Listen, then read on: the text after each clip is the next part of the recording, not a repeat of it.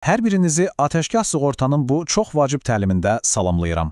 Məqsədimiz sizin məsuliyyətli satış üzrə biliklərlə təmin etməkdir ki, hər bir müştəriyə daha inamlı və peşəkar yanaşasınız. Gəlin, birlikdə uğurunuza bir addımda yaxınlaşaq. Yaxşı, gəlin görək proqramda nələr var. Təlimimiz 5 əsas mövzunu əhatə edəcək. Öncə satışın təməl prinsiplərinə baxacağıq. Sonra kasko, mülki məsuliyyət və fərdi qəza sığortasının bütün vacib qaydalarını və məhdudiyyətlərini öyrənəcək. Sonda isə bir mütəxəssis kimi sizin üçün əsas qaydaları ümumiləşdirəcək. Deməli, birinci bölmə. Məsuliyyətli satışın əsasları. Unutmayın, bizim əsas işimiz sadəcə müqavilə satmaq deyil. Hər şeydən öncə müştəri ilə aramızda bir inam körpüsü qurmaqdır. Dəqiq və şəffaf məlumat verməklə biz həm müştərini gələcək anlaşılmazlıqlardan qoruyuruq, həm də atəşkəş sığortanın nüfuzunu möhkəmləndiririk. Baxın, bizim bütün fəaliyyətimizin mərkəzində dayanan əsas prinsip budur. Əsas vəzifəniz müştəriyə müqavilənin şərtlərini tam olduğu kimi heç bir yanlış gözlənti yaratmadan izah etməkdir. Təminata nə daxildir və daha da vacibi nə daxil deyil. Və bir çox vacib məqam, peşəkarlığın ilk göstəricisi düzgün terminologiyadır. Bizim dilimizdə sığorta polisi deyə bir ifadə yoxdur. Bu, köhnəlmiş və yanlış bir termindir. Bizim verdiyimiz sənədin yeganə və düzgün adı sığorta müqaviləsidir. Buna xüsusi diqqət yetirin. İndi isə keçirik təlimimizin demək olar ki, ən vacib, ən əsas hissəsinə, kasko sığorta müqaviləsinə. Bu, satışda ən çox diqqət tələb edən məhsulumuzdur.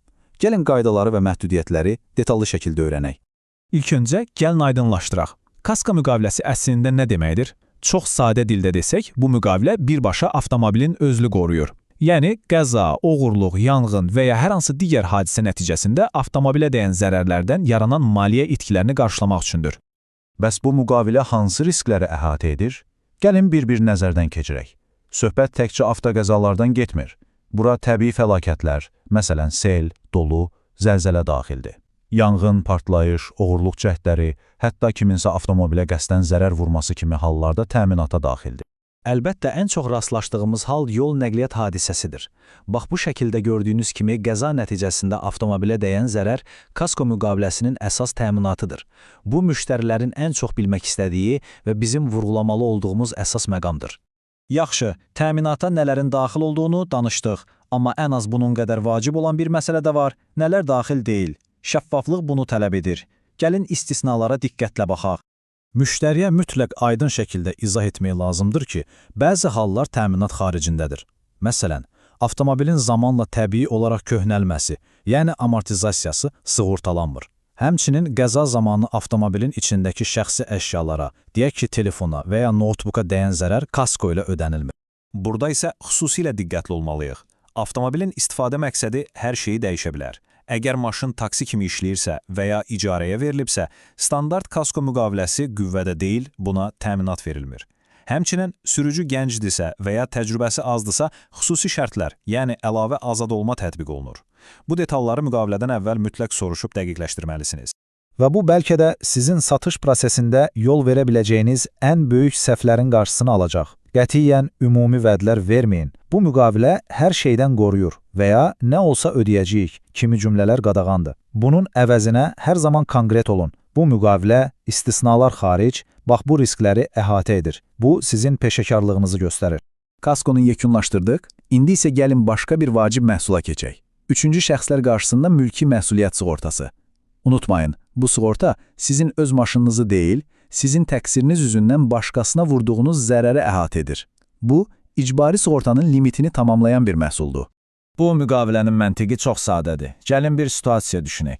Siz bir qəzaya səbəb oldunuz və qarşı tərəfin avtomobilinə 15.000 manat zərər dəydi. İcbari sığorta bunun yalnız 5.000 manatını ödəyir. Bəs yerdə qalan 10.000 manat? Bax, məhz bu sığorta müqaviləsi o artıq olan hissəni ödəyərək sizi böyük bir maliyyə yükündən xilas edir. Əlbəttə, bu müqavilənin də öz istisnaları var. Müştəriyə aydın şəkildə demək lazımdır ki, məsələn, mənəvi zərər tələbləri və ya yol polisi tərəfindən yazılan cərimələr bu müqavilə ilə ödənilmir.